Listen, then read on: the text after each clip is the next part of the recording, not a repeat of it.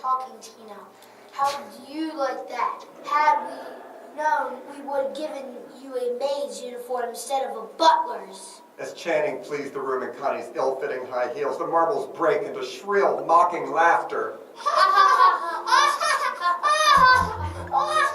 Channing chomps down the steps through the... I am exploring success and failure, but the art world is expressing failure is better. It's the place where it works because mistakes and low tech and lack of technique, sometimes if you like the work, you call it raw. If you don't like it, you call it amateurish, but it's the same thing.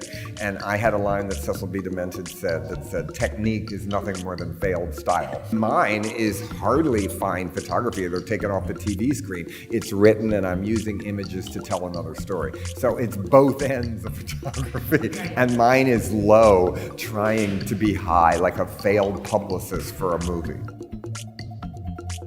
It's about reinvention. It's about film business, the art business, the book business, every business I'm in, I love all those things. Each one of those worlds I tell stories in, including in this show at Marianne Boesky Gallery.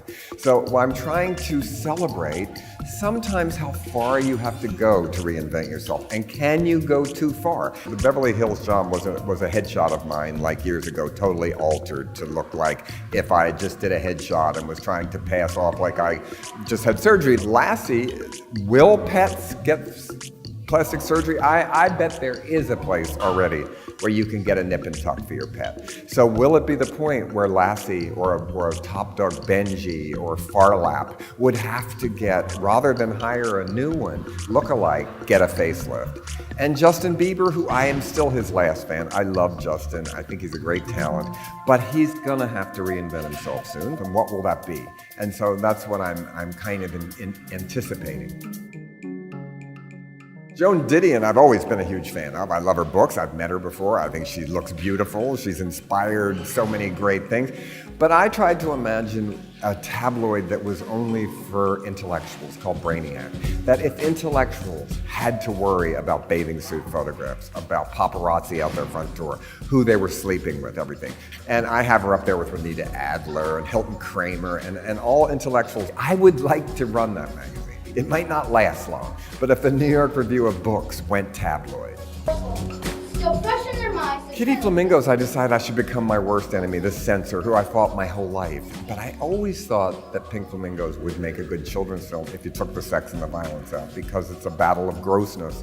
And if you look at the children's best-selling books, a lot of them are about grossness, right? So I took it all out, and then watching the children read this dialogue, I know what the real dialogue is. You know what the original dialogue was. So I'm saying the children are innocent.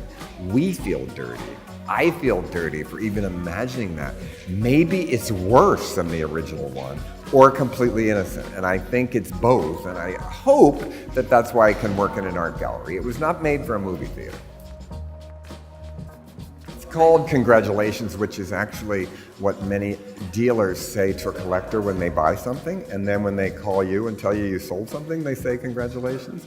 And red dots is something that some dealers use to put on the price list. It means it's been sold. So I put did not sell, which in the old days of art was a badge of honor, that you were a misunderstood artist and so genius ahead of your time, and did not selling was not a bad thing. So would that be something that you would purposely brag about that you didn't sell? We did sell it.